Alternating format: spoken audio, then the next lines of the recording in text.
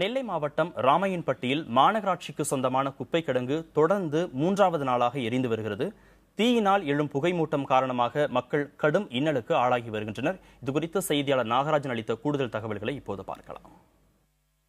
நெல்லை மாநகராட்சிக்குட்பட்ட ராமையன்பட்டி குப்பை கிடங்கில் 3வது நாளாக தீப்பிடித்து எரிந்து வருவதால் ஏற்பட்ட புகை மண்டலமானது அருகில் இருக்க குடியிருப்புகளில் மிகப்பெரிய அளவில் பாதிப்பை ஏற்படுத்தியுள்ளது. நாம் பார்க்கலாம் இந்த பகுதியில் எந்த அளவுக்கு புகை ஏற்பட்டுள்ளது என்பது.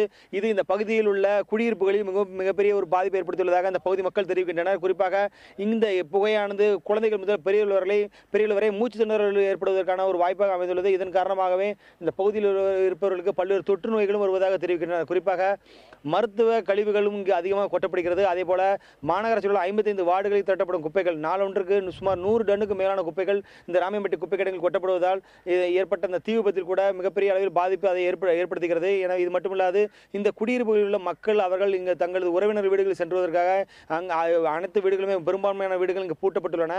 அவர்கள் அருகில் உள்ள உறவினர் வீட்டுக்கு செல்வதாக தெரிவிக்கின்றனர்.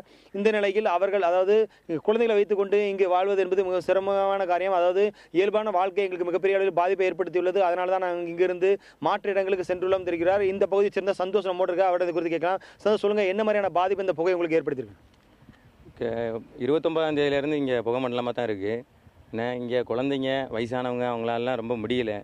ஏற்கனவே 2-3 பேர் இதே மாதிரி குப்பை கிடங்கு எரிஞ்சதுனால இறந்து போயிருக்காங்கன்னு வேறு சொல்கிறாங்க. நாங்கள் எத்தனையோ தடவை பெட்டிஷன்லாம் கொடுத்துருக்கோம், மனுலாம் கொடுத்துருக்கோம். அதெல்லாம் ஒன்றும் இது பண்ணுறத அவங்க அதுக்கு ஸ்டெப் எடுக்கிறதாவே இல்லை.